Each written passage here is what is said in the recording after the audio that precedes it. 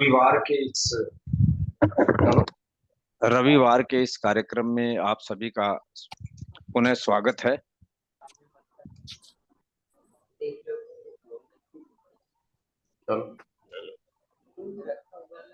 जैन परंपरा में आज संवत्सरी का दिन है और जैनों का यह सबसे बड़ा त्योहार है, महावीर जयंती से भी बड़ा, क्योंकि महावीर जयंती तीर्थंकर के जन्मदिन को मनाने का एक प्रसंग है। परंतु संवत्सरी प्रकृति के एक नियम की ओर संकेत करता है जो शाश्वत है और सार्वभौमिक है, एटर्नल है और यूनिवर्सल है।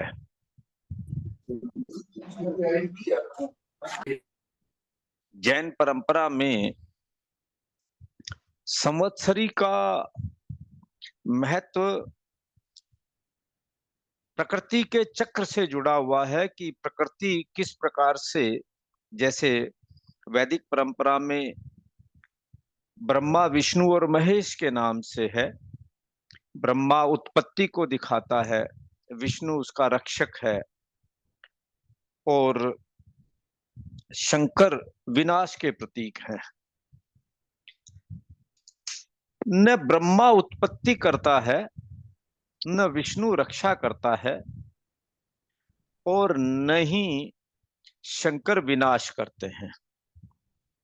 ये तीनों एक विचार है, एक दर्शन है, जिस दर्शन को आम जनता तक पहुंचाने के लिए उस समय जबकि न संचार के साधन थे, न भाषा एक थी, न पढ़ी लिखी जनता थी, हजारों साल पहले, आज नहीं हजारों साल पहले उस रूप में प्रस्तुत किया गया कि वह जन जन तक पहुंच सके। और इस बात का प्रयास भी किया गया कि यह उनको सुलभ हो सके जो साधारण रूप से नहीं समझ सकते। आप इस रूप में कहिए कि जब बच्चे को हम कुछ बोलना सिखाते हैं, कुछ समझना सिखाते हैं, तो हम प्रतीकों का सहारा लेते हैं। यह उसी प्रकार हुआ कि एक थाल में पानी भरकर बच्चे को दिखाया जाए कि यह चंदा मामा है और चांद को यहां से पकड़ा जा सकता है। तो वैसे ही जो बहुत जानता नहीं है, समझता नहीं है, उस तक एक बात पहुंचाने का प्रतीक है। ऐसे ही जैन परंपरा में भी और भारतीय दर्शन में जितनी परंपराएं हैं, उन्होंने प्रकृति के रहस्यों को जानने का बड़ा गूढ़ और बड़ा सूक्ष्म प्रयास किया है। तो जैन परंपरा में भी इस बात की ओर संकेत है कि प्रकृति का स्वरूप क्या है, प्रकृति की उत्पत्ति कैसे होती है, प्रकृति अपने स्वरूप को बदलती कैसे है। तो उसमें एक यह मान्यता है कि प्रकृति का जब एक चक्र पूरा होता है और दूसरा चक्र प्रारंभ होता है, तो उस प्रारंभ होने के दिन का नाम संवत्सरी है। अब केवल इसे हम प्रकृति के पूरे प्रारंभ को न माने, अब यहां से हमें यात्रा प्रारंभ करनी होगी कि आज प्रकृति का मान लो एक चक्र पुनः प्रारंभ हुआ तो हमारे ऊपर क्या अंतर पड़ा, इससे हमें उसको हम उत्सव के रूप में, संवत्सरी के रूप में क्यों मनाएं। इसका संबंध इस बात से है कि हम उस प्रकृति के एक हिस्से हैं। हम सूक्ष्म रूप में उस प्रकृति का प्रतिनिधित्व करते हैं। हमारी एक एक कोशिका, हमारा हर सूक्ष्म कण प्रकृति के इस सिद्धांत के साथ बहुत गहराई से जुड़ा हुआ है। तो हमारे भीतर भी नव निर्माण शुरू होता है आज। तो हम उस नव निर्माण की यात्रा को पुनः शुरू करें, हम अपने विकास की यात्रा को पुनः शुरू करें, पुनः आगे बढ़ें, यह इस बात का संकेत है। और प्रकृति का यह भी नियम है कि यदि उसे शाश्वत रहना है, यदि उसे विकसित करना है, तो हमें उसका दोहन नहीं, एक्सप्लॉइटेशन नहीं, उसका उपयोग करना है, यूज करना है। इसलिए जितनी शरीर की आवश्यकता है, और वह आवश्यकता बहुत ही थोड़ी है, बहुत थोड़ी आवश्यकता है, तो वह जितनी शरीर की आवश्यकता है बस केवल उतनी पूर्ति कीजिए, न तो प्रकृति का दोहन हो, एक्सप्लॉइटेशन हो, और न मेरी आवश्यकता की पूर्ति में कमी रहे, और एक संतुलन बना रहे। इसलिए इसको उपवास से प्रारंभ करते हैं, उससे ज्यादा भी तपस्याएं होती हैं। यह सावन और भादों का महीना वैदिक परंपरा और जैन परंपरा दोनों ही परंपराओं में तपस्या का, अपने भीतर देखने का, भीतर मुड़कर यात्रा करने का महीना है। और संवत्सरी उसका एक महत्वपूर्ण पड़ाव है। भाद्रपद में आती है, और पूरे भाद्र का महीना ही अलग अलग परंपराओं में इसी प्रकार से मनाया जाता है। तो आज संवत्सरी के दिन हम ध्यान का प्रयोग अपना जारी रखेंगे, और ध्यान के इस प्रयोग में मैं सोचता हूं कि संवत्सरी के साथ जुड़ा हुआ है क्षमा वाणी का प्रयोग। ब्रायन विज की एक पुस्तक की मैंने शायद आपसे कभी चर्चा की हो, many masters many lives. Brian Weiss पश्चिम के साइकेट्रिस्ट वैज्ञानिक हैं, अमेरिका के भी पश्चिम में मियामी यूनिवर्सिटी में है, और मनोविज्ञान के अंदर हिप्नोटिज्म का प्रयोग प्रचलित है विभिन्न मानसिक बीमारियों को ठीक करने के लिए। हिप्नोटिज्म का प्रयोग, सम्मोहन का प्रयोग इस रूप में किया जाता है कि यदि यह स्पष्ट नहीं हो पाए कि किसी व्यक्ति के मानसिक विकार का मूल कारण क्या है, तो उसे हिप्नोटाइज कर दिया जाता है, और हिप्नोटाइज कर उसे एक ऐसी आंतरिक स्थिति में ले जाया जाता है, जिस स्थिति में ले जाकर उससे अपने प्रारंभिक जीवन की वो बातें जो उसे याद नहीं है लेकिन अंदर से प्रभावित कर रही है। मान लो किसी 2 साल के बच्चे के साथ कोई दुर्घटना हुई। अब वह दुर्घटना बच्चे को याद नहीं है, परंतु अंदर से उसको प्रभावित कर रही है, और वह उससे बाहर नहीं आ रहा। कोई उसके मन में भय बैठ गया, कोई उसके मन में ईर्ष्या हो गई, कोई उसके मन में क्रोध का कारण बन गया। अब हमें समझ में नहीं आ रहा कि बच्चा ऐसा बिहेव क्यों कर रहा है। तो साइकेट्रिस्ट क्या करता है कि वो हिप्नोटाइज करके धीरे धीरे बच्चे को अपने जीवन के प्रारंभिक सालों में ले जाता है, और फिर उसे वह घटना स्मृति में लाने का प्रयास करता है कि याद कीजिए वह घटना क्या हुई थी। और जब वह घटना सामने आ जाती है तो उस घटना को जानकर फिर उसका समाधान करने का प्रयास किया जाता है। ब्रायन विज पश्चिम के वैज्ञानिक हैं, और पूर्व जन्म की अवधारणा उनकी धार्मिक आस्था का हिस्सा नहीं है। लेकिन संयोग हुआ कि जब एक अपने ऐसे क्लाइंट को हिप्नोटिज्म के प्रयोग के माध्यम से इस बात का आदेश दे रहे थे कि अपने जीवन के प्रारंभिक वर्षों की ओर मुड़कर देखे, और पीछे जाओ, और पीछे जाओ, तुम्हारी इस परेशानी का कारण ढूंढो कि क्या कारण है, और पीछे जाओ। 12 साल की उम्र में जाओ, 10 साल की उम्र में जाओ, 8 साल की उम्र में जाओ, 7 साल की उम्र में जाओ, 2 साल की उम्र में जाओ, और पीछे मुड़कर देखो कहाँ हुआ, कैसे हुआ। यह भी तो हो सकता है ना कि बच्चा 6 महीने का हो, हम मान रहे हैं कि बच्चे को कुछ समझ में नहीं आ रहा, लेकिन बच्चे के सामने एक ऐसी घटना घटी जिसका प्रभाव उसके मस्तिष्क पे हो गया। हमारे मुताबिक तो बच्चे को समझ नहीं है, जबकि बच्चे की तो सारी समझ की शक्ति वहां पूरी की पूरी वहां उपलब्ध है, गर्भ में भी है उसके पास। अब वो देखकर हैरान रह गया कि वो 4000 साल पीछे चली गई महिला, और 4000 साल पीछे जाकर उसने 4000 साल पुरानी बात करनी शुरू कर दी। पता लगा कि वह हिमालय के पहाड़ों में है, और घटना का जो उसने एक सजीव चित्रण प्रस्तुत किया, उसने डॉक्टर ब्रायन विज को हैरान कर दिया। उसने फिर 3 साल शोध की, और उसने इस बात को स्वीकार किया कि विभिन्न धार्मिक मान्यताओं में पुनर्जन्म की अवधारणा रही है, कालांतर में वह धीरे धीरे हटा दी गई या हट गई। उसने फिर अपनी शोध में, अब इसको वो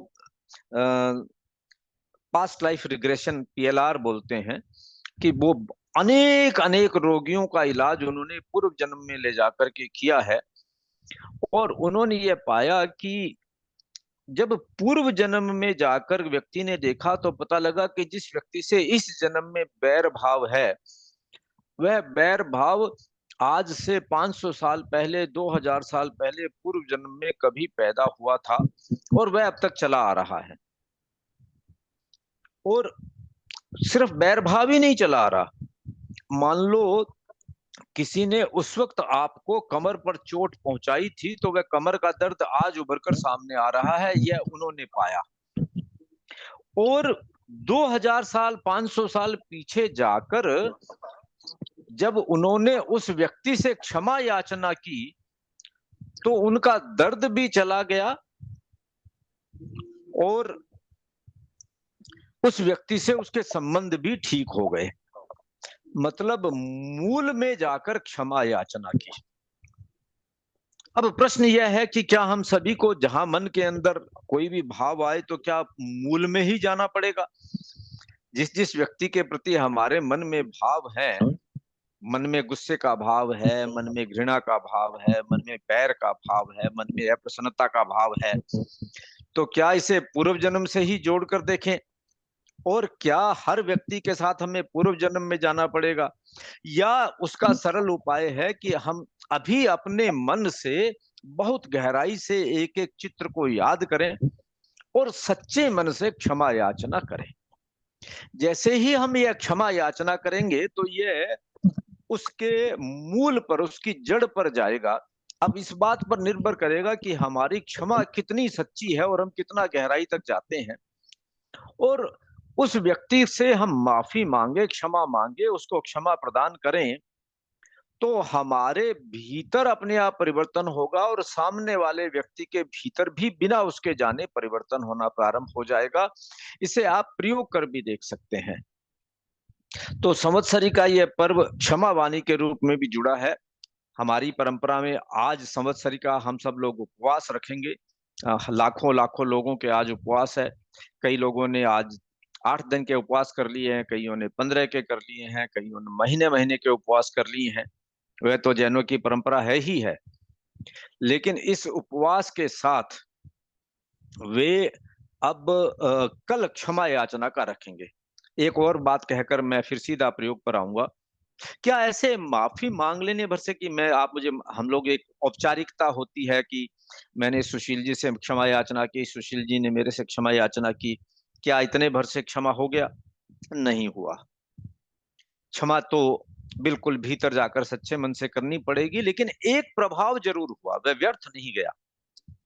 वह यह हुआ कि एक मेरी मानसिकता विकसित हुई कि मुझे बैर भाव नहीं रखना चाहिए, मुझे क्षमा मांगनी चाहिए और क्षमा करना चाहिए। एक वातावरण बना, एक वातावरण बनता है कि मुझे बदला लेना चाहिए, छोड़ना नहीं चाहिए। हम कई समाजों में इस बात की भावना देखते हैं। हमारे यहाँ एक राजस्थान के जिस इलाके से मैं आता हूं, वहां पर बिश्नोई कम्युनिटी है। वे बहुत स्ट्रिक्ट वेजिटेरियन है, पर्यावरण की रक्षा के में उनसे आगे कोई नहीं है। परंतु इस बात की उनके यहाँ अवधारणा है कि बिश्नोई अपना बैर नहीं भूलता, ये कहा जाता है। ये उनके बारे में कहावत बनी हुई है कि वह अपना बैर नहीं भूलता। और यहाँ तक कहावत बनी हुई है कि अपना बैर निकालने के लिए वह अपनी पुत्री की शादी उस घर में कर देगा और फिर उसे मेहमान के रूप में बुलाकर उसकी हत्या कर देगा। ऐसी एक अवधारणा बनी हुई है।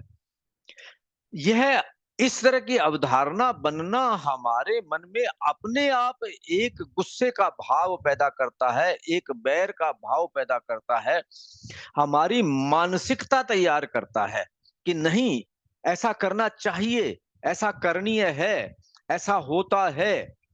तो हमारे मन से अपराध का भाव हट जाता है और हम इसे स्वीकार कर वैसा ही कर भी बैठते हैं कभी-कभी।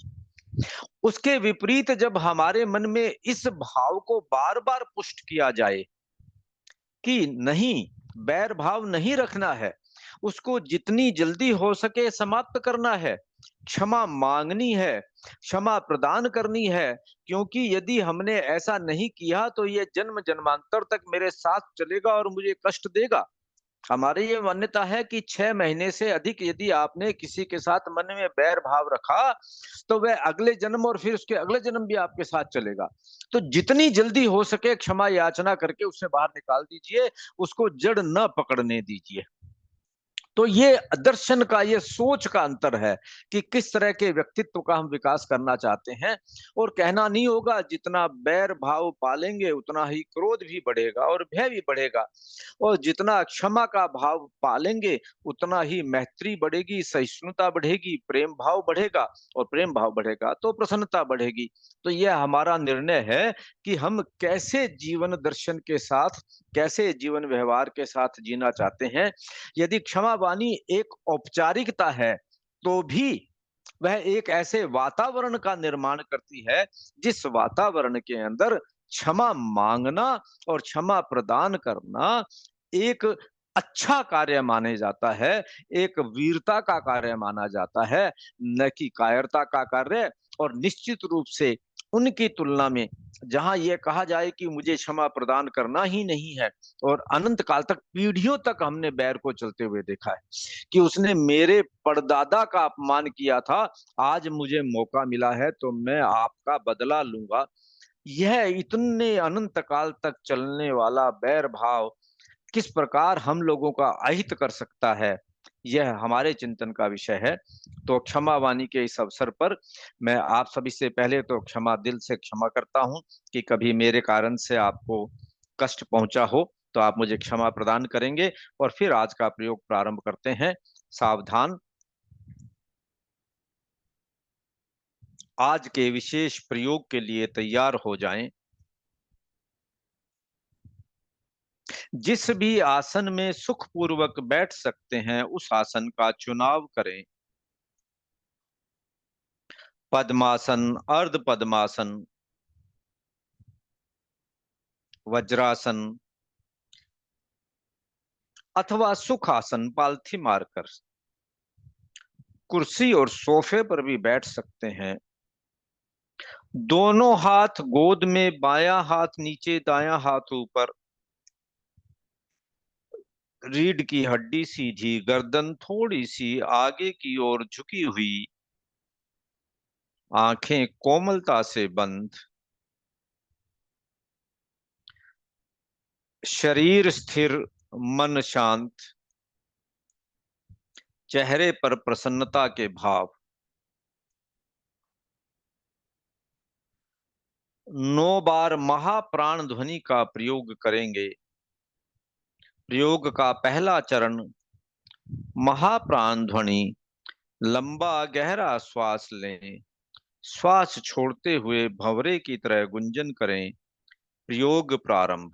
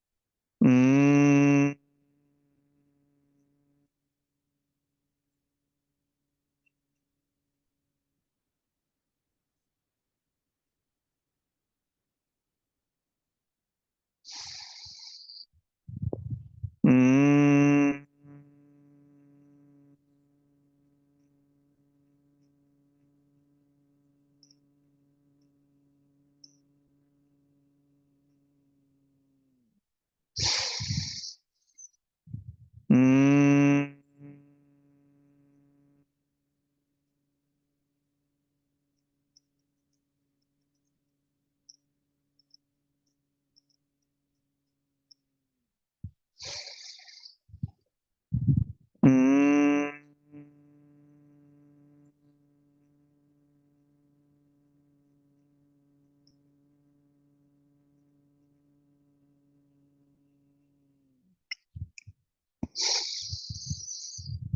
हम्म,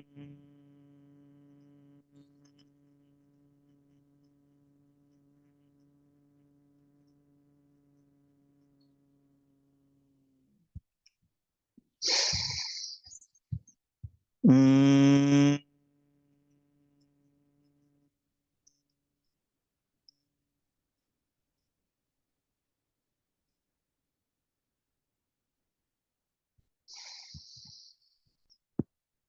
हम्म,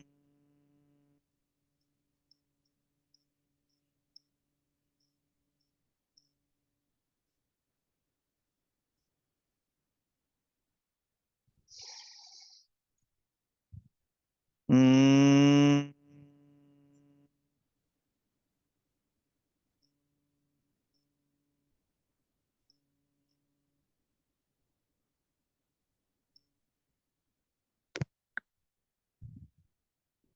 महाप्राण ध्वनि की तरंगों को अपने मस्तिष्क में अनुभव करें।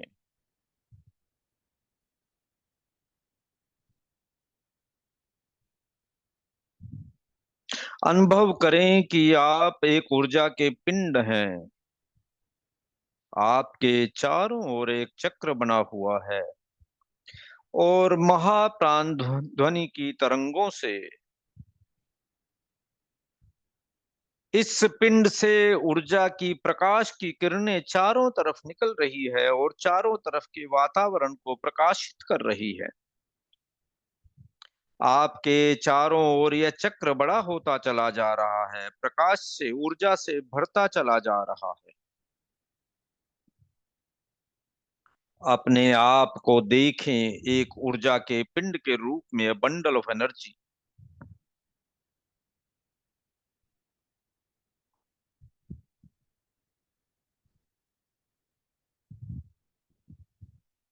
जितना स्पष्ट चित्र मन में होगा उतना ही ऊर्जा का प्रवाह होगा। अनंत ऊर्जा के पिंड आप और आप से निकलती हुई ऊर्जा की रश्मियां, वेव्स ऑफ एनर्जी,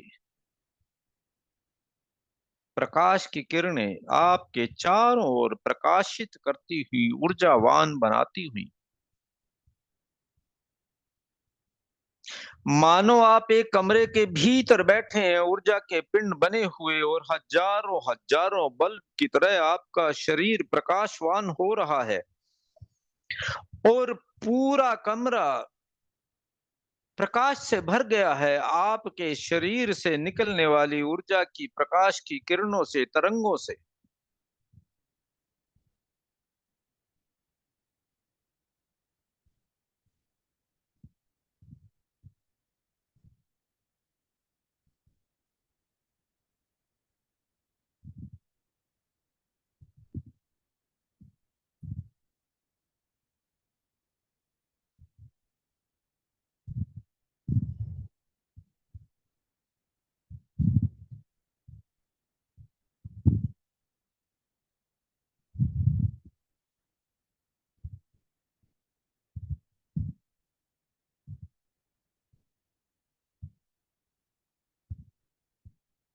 ऊर्जा के पिंड से निकलती हुई प्रकाश की रश्मियां, ऊर्जा की रश्मियां चारों ओर ऊर्जावान बनाती हूं और आप उसके केंद्र में अनंत अनंत ऊर्जा के स्रोत।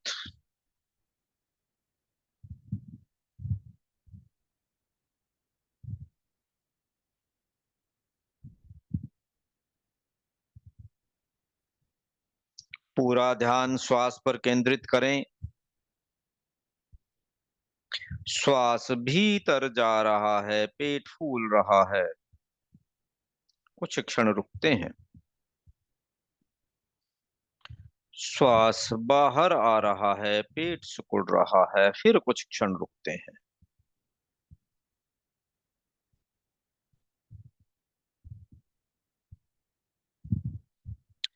पूरा ध्यान श्वास पर केंद्रित, न कोई श्वास बिना जानकारी के आए न बिना जानकारी के जाए।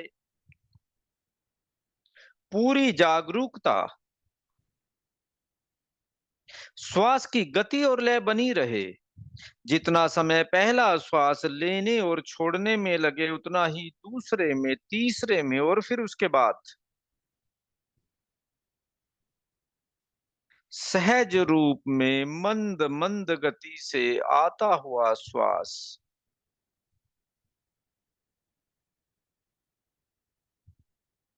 एकदम संगीत की तरह, एकदम सहज, किसी प्रकार का कोई दबाव नहीं।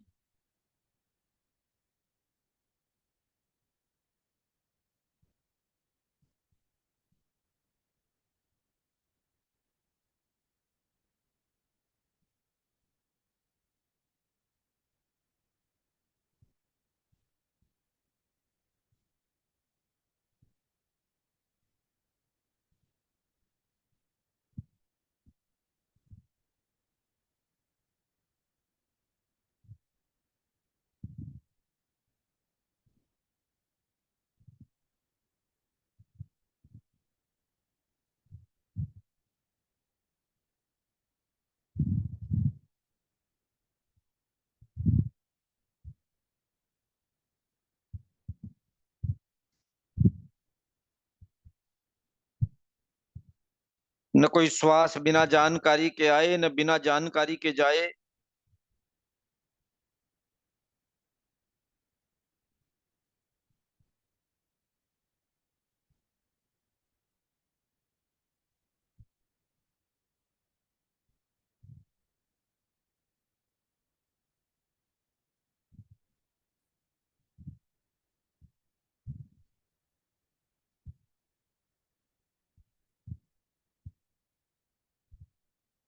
नथुनों से नाभि तक, नाभि से नथुनों तक, from nostril to the navel, from navel to the nostril. Watch it.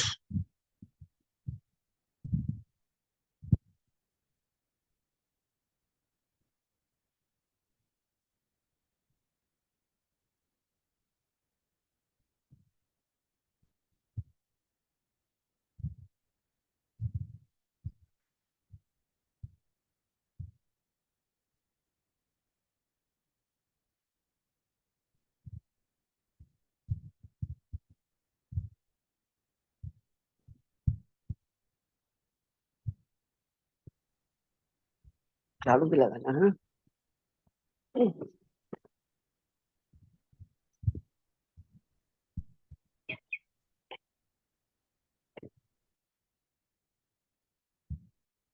नथुनों से नाभि तक, नाभि से नथुनों तक।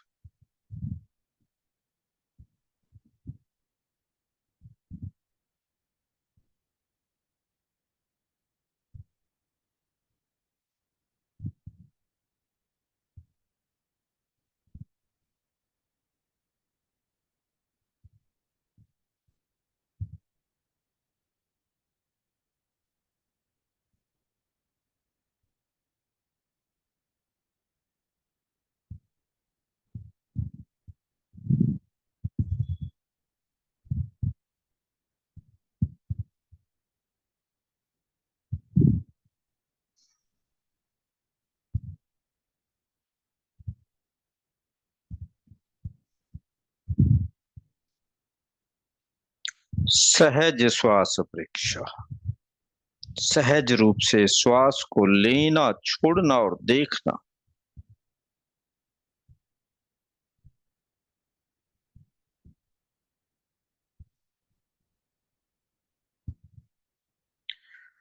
प्रयोग का अगला चरण, अब हम श्वास को थोड़ा सा दीर्घ करेंगे, प्रयास पूर्वक।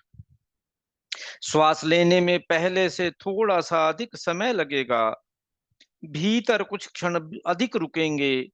श्वास छोड़ने में भी पहले से थोड़ा सा अधिक समय लगेगा, बाहर कुछ क्षण अधिक रुकेंगे, परंतु थोड़ा सा ही अधिक, थोड़ा सा अतिरिक्त प्रयास, परंतु किसी भी प्रकार का कोई दबाव नहीं।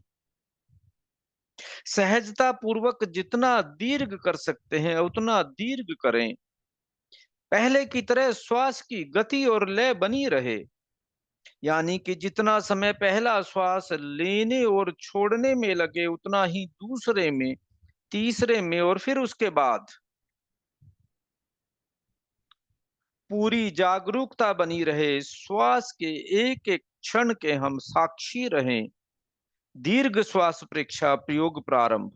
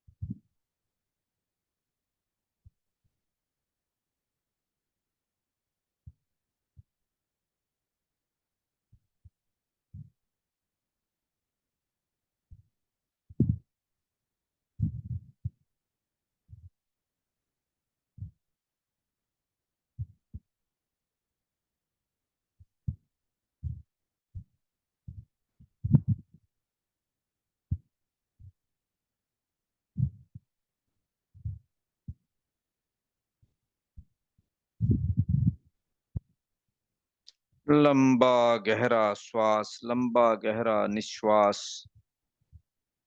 थोड़ा सा दीर्घ, एक लय और गति के साथ।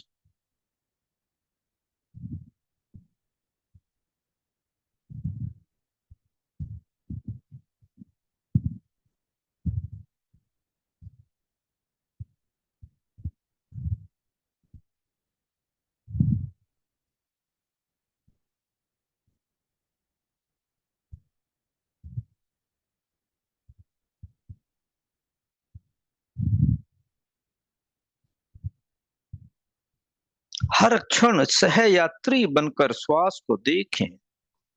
नथुनों से नाभि तक, नाभि से नथुनों तक श्वास के साथ यात्रा करें। श्वास को अनुभव करें।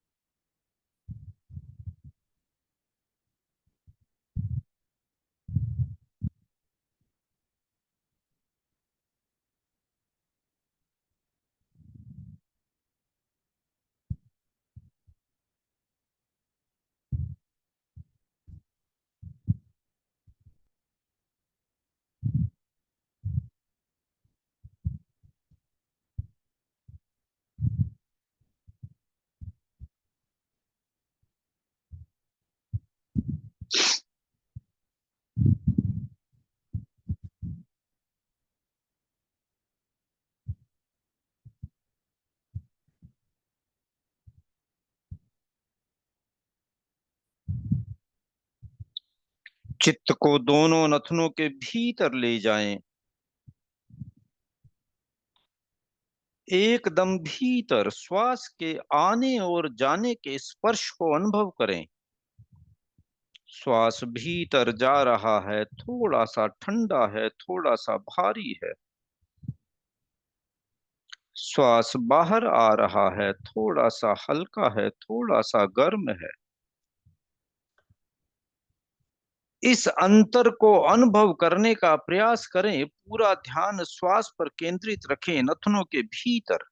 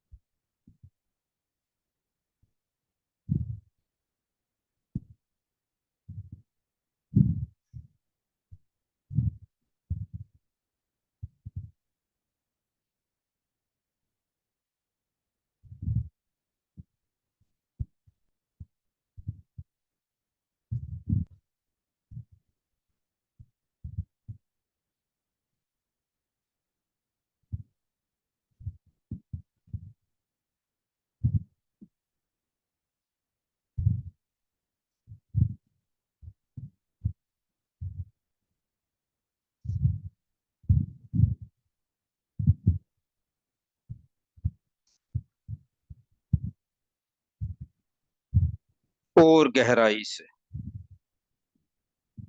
आप स्पष्ट अनुभव करेंगे इस तापमान के अंतर को, इस हल्के और भारीपन के अंतर को।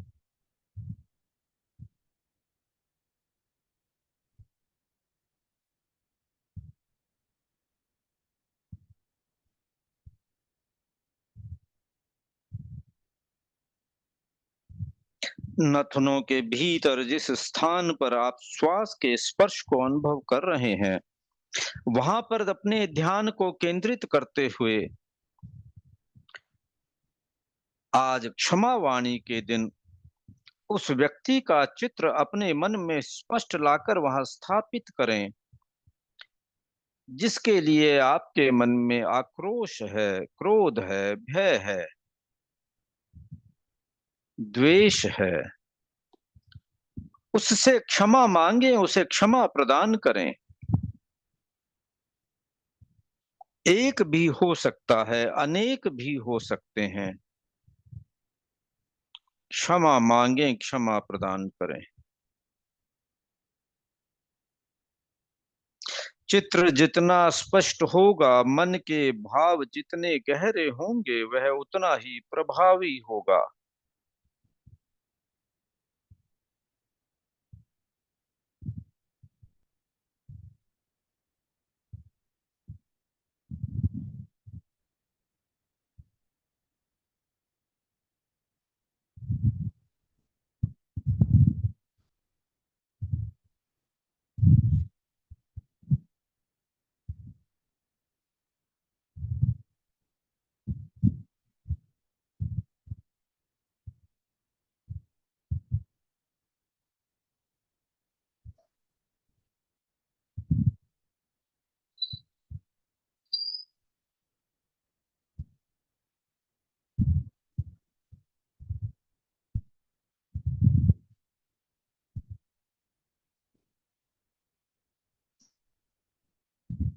क्षमा मांगे, एक से भी, अनेक से भी, जो जो चित्र मन में आए।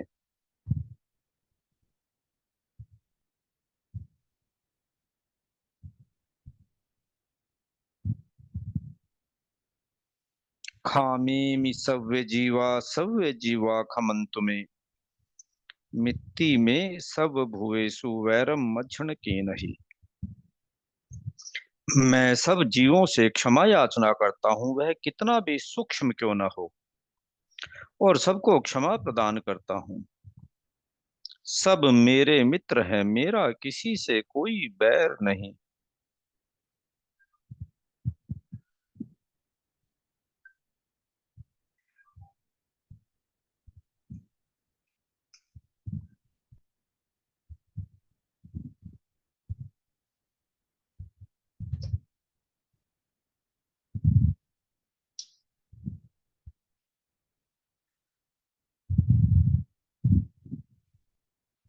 क्षमा के भाव को लिए हुए धीरे धीरे प्रयोग को संपन्न करें। 2-3 गहरे श्वास लें, गहरे निश्वास लें, प्रयोग से बाहर आए।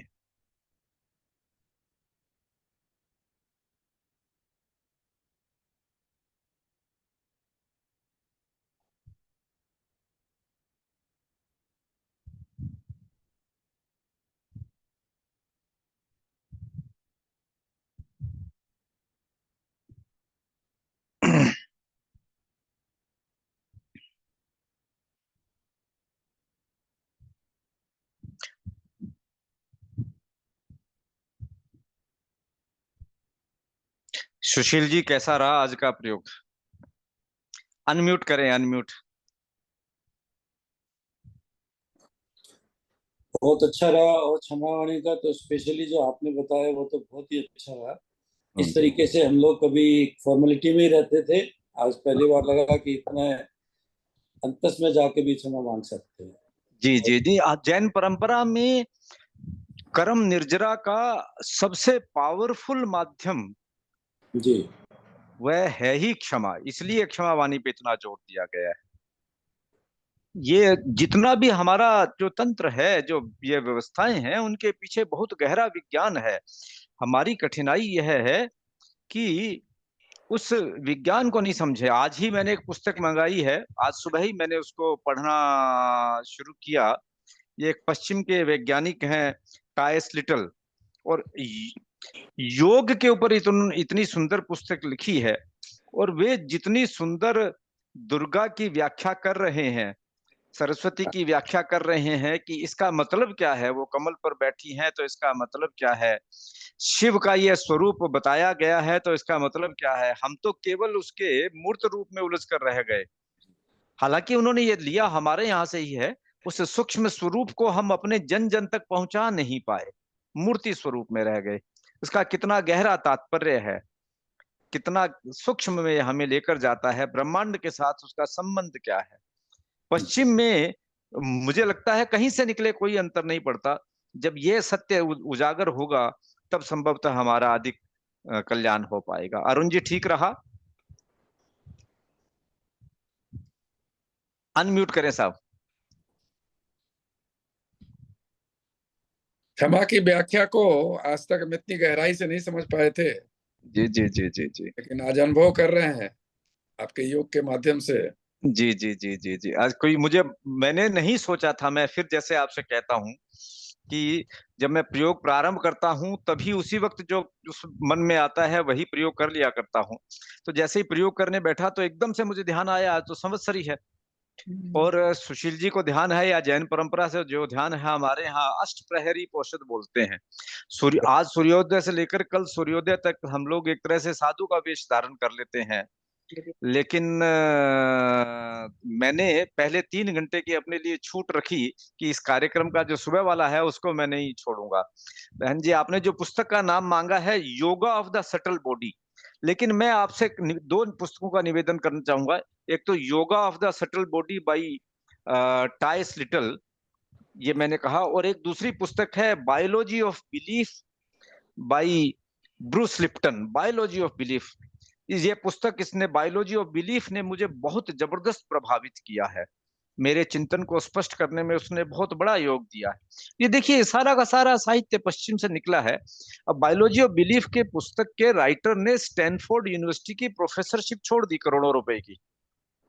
उसने कहा साहब मैं तो सारा गलत पढ़ रहा हूँ, पढ़ा रहा हूँ, ये क्या चल रहा है, रहस्य तो कहीं और छुपा हुआ है, मैं कहाँ पत्तों में खो रहा हूँ, ये तो जड़ तो कहीं और है।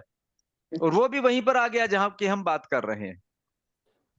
ऐसे ही ये टाइस लिटल है, इन्होंने आकर के यहाँ पर अष्टांग विन्यास सीखा मैसूर में जाकर के, वहां से योग सीख करके गए, और फिर पश्चिम में जाकर के शोध कर रहे हैं कि साहब देखिए ये है उसका रहस्य छुपा हुआ। तो पूर्व और पश्चिम के विज्ञान का मिलन, क्योंकि विज्ञान तो अलग हो नहीं सकता। तो आज के कार्यक्रम को मैं यहीं संपन्न करने की आपसे अनुमति चाहूंगा, फिर अगले रविवार को मुलाकात होगी। हम सभी बारंबार क्षमा याचना करते क्षमा हैं। याचना, क्षमा याचना सर, क्षमा याचना। क्षमा याचना। जी जी।